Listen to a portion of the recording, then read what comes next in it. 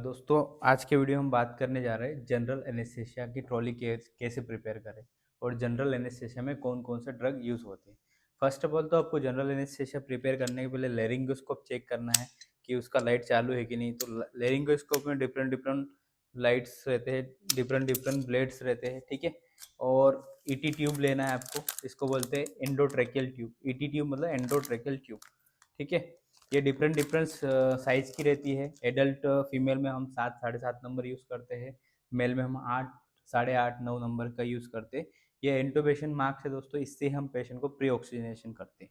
तो जब हम जीए का केस रेडी करते हैं तो हम सबसे पहले मिल्क ऑफ एनेस्थीसिया, जिसको प्रोपोफोल बोला जाता है, ये हमको 10 ml की सिरिंज में लोड करना रहता है। फिर जैसे डॉक्टर हमको बोलते हैं कि भाई इसका जो डोज रहता है 1.5 से 2 मिलीग्राम तक पर केजी रहता है, ठीक है। तो ये लोड करना रहता है प्रोपोफॉल। उसके बाद में ये जो आप देख पा रहे हैं सक्सेनाइल कोलिन, ये डीपोलराइजिंग मसल रिलैक्सेंट है दोस्तों। क्या करते हैं, जब हमको रैपिड सीक्वेंस इंट्यूबेशन करना रहता है तब हम ये पेशेंट को देते हैं, ठीक है।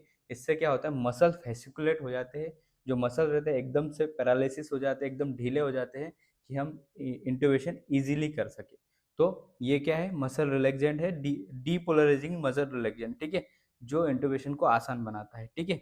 उसके बाद में आप ये जो देख पा रहे हैं फेंटानिल अपॉइड्स है, इसका यूज़ किया जाता है प्री मेडिकेशन में एनाल्जेसिया के रूप में, मतलब दर्द को कम करने के लिए।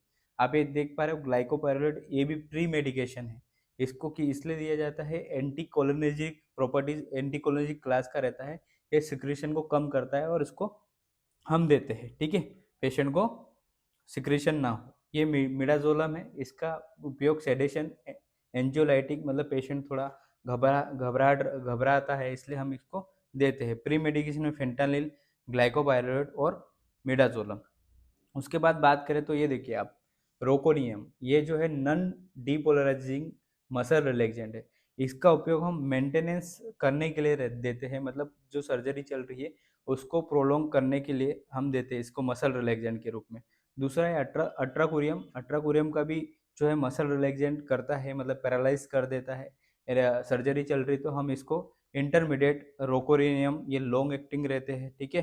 अट्राकुरियम इनका यूज़ करते हैं हम इंटरमीडिएट बीच बीच में।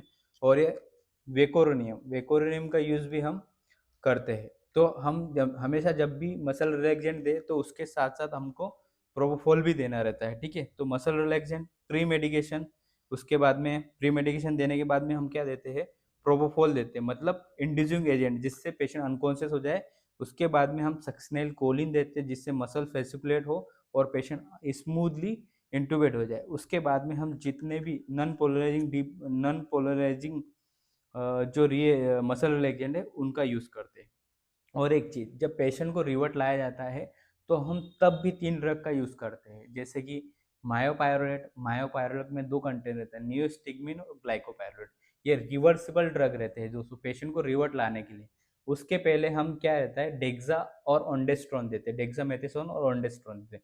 डेक्सा इसलिए देते हैं दोस्तों क्योंकि जो एयरवे इडीमा होता है या लेरेंजियल इडीमा या स्वेलिंग ना हो, उसके वजह से हम क्या देते हैं, पेशेंट को डेक्सा देते हैं पहले, कि भाई जो अब इंटुबेशन कर दिया आपने, अब एक्सटुबेट करने वाले पेशेंट, तो जो एक्सटुबेशन पोस्ट एक्सटुबेशन स्टाइडर है, मतलब बहुत बार एक्सटुबेशन आपने कर दिया और डेक्सा नहीं दिया तो क्या होता है, एयरवे स्वेल हो जाता है। उसके कारण क्या होता है, पेशेंट स्टाइडर मतलब सीटी की आवाज़ आती है एक्सटुबेशन के बाद। तो हम डेक्सामेथासोन देते हैं और ओंडेस्ट्रोन, ओंडेम भी देते हैं। ओंडेम इसलिए देते हैं पोस्ट ऑपरेटिव जो नोजिया वोमिटिंग की कंप्लेंट है वो ना हो या एस्पिरेशन ना हो, इसलिए हम ओंडेस्ट्रोन भी देते हैं एक्सटुबेशन के पहले।